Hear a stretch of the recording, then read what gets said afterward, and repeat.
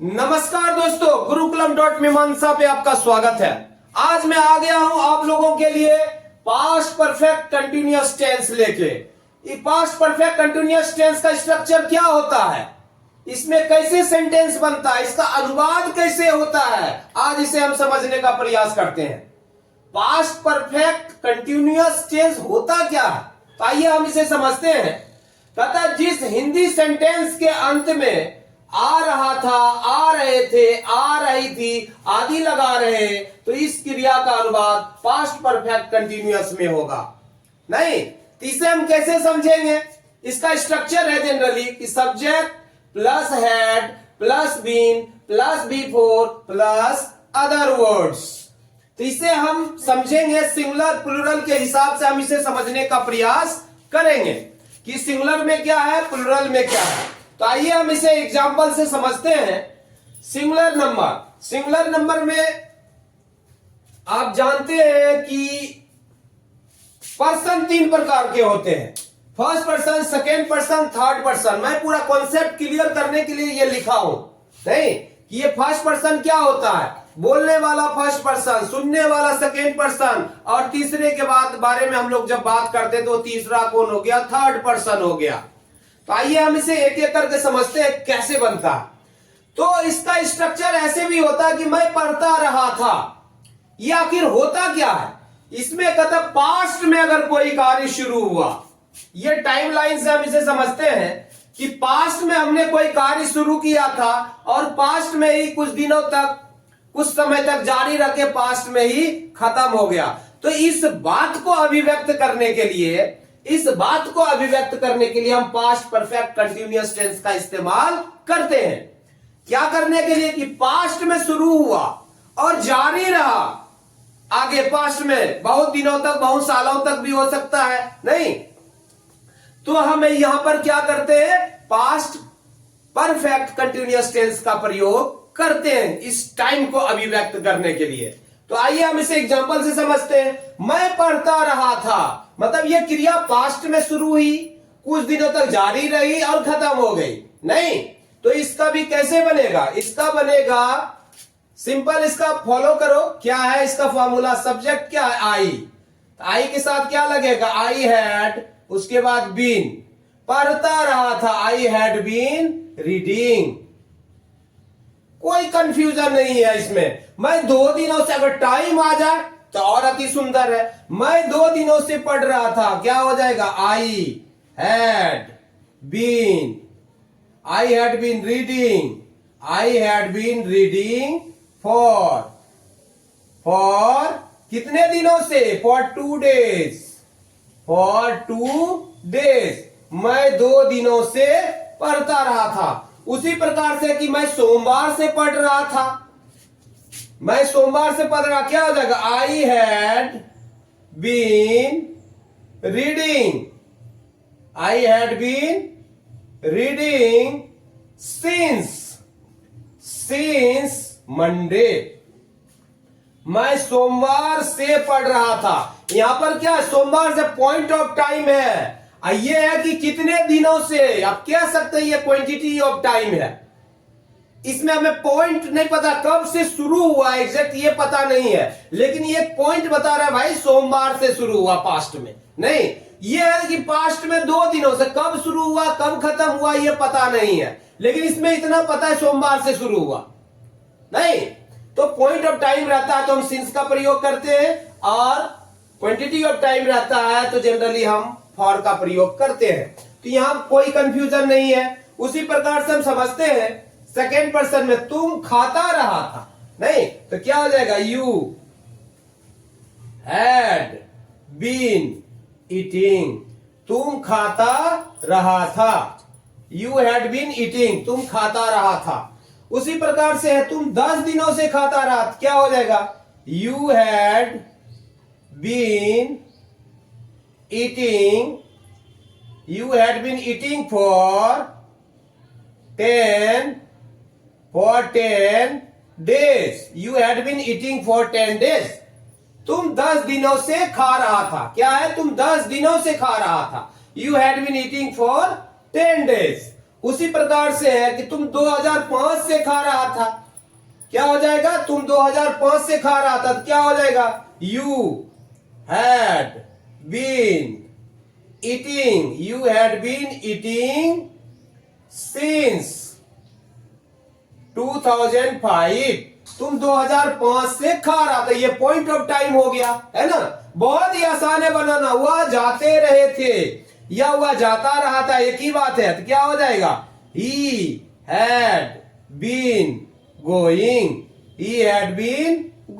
वह जाता रहा था। वह 4 दिनों से जा रहे थे, तो क्या हो जाएगा? He had been going for 4 days. वह 4 दिनों से जाते रहे थे या जा रहे थे, एक ही बात है। वह 4 डेज, वह 4 दिनों से जा रहे थे। उसी प्रकार से वह बचपन से जा रहे थे, तो क्या हो जाएगा? ही हैड बीन गोइंग, बचपन से। ये अब एक टाइम हो गया, बचपन से, पॉइंट ऑफ टाइम हो रहा है यहां। सिंस हिज चाइल्डहुड, वह बचपन से जा रहे थे। ये कुछ भी नहीं है बनाना, बहुत ही आसानी से बन जाएगा। बहुत ज्यादा कंफ्यूज नहीं होना है, इसमें कंफ्यूजन नहीं है बहुत ज्यादा, तो आप आसानी से इसे समझ सकते हो। प्लुरल नंबर में क्या है? हम लोग। प्लुरल का मतलब है सिंगुलर मीन्स एक, प्लुरल मीन्स एक से ज्यादा। फर्स्ट पर्सन में ये प्लुरल हो गया, सेकेंड पर्सन का ये प्लुरल हो गया, तुम लोग या आप लोग। वह हो गया सिंगुलर, थर्ड पर्सन प्लुरल में हो जाता है वे लोग, आप लोग। एक नाम भी है, वो भी सिंगुलर में ही होता है, एक से ज्यादा नाम प्लुरल में आ जाता है। खैर, हम लोग लिखते रहे थे, क्या हो जाएगा?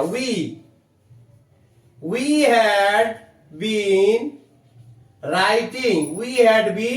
राइटिंग, हम लोग लिखते रहे थे। हम लोग 2 सालों से लिख रहे थे, तो क्या हो जाएगा? 2 सालों से। We had been writing for 2 सालों से, फॉर टू, हम लोग 2 सालों से लिख रहे थे। We had been writing for 2 years, हम लोग 2 सालों से लिख रहे थे। अब ये क्या है? 2020 से, पॉइंट ऑफ टाइम हो गया ये। हम लोग 2020 से लिख रहे थे, तो क्या हो जाएगा? वी हैड बीन, क्या हो जाएगा? वी हैड बीन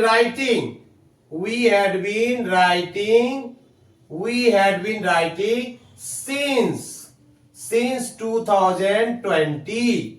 ये पॉइंट ऑफ टाइम हो गया, इसलिए सिंस का प्रयोग हो गया। तुम लोग या आप लोग दौड़ते रहे थे, तो क्या हो जाएगा? यू हैड बीन रनिंग, तुम लोग दौड़ते रहे थे। अगर रहे तो ऐसे बन जाएगा। आप लोग 10 सालों से दौड़ते रहे थे, तो क्या हो जाएगा? आप लोग का भी यू ही होता है। यू हैड बीन रनिंग 10 सालों से, फॉर, क्या हो जाएगा? 10 years। अगर समय दिया रहे तब भी बनेगा, अगर रहा रही लगा है, आप लोग दौड़ते रहे थे, नहीं, तो उस तरीके से भी पास्ट परफेक्ट कंटिन्यूअस में ही बनेगा।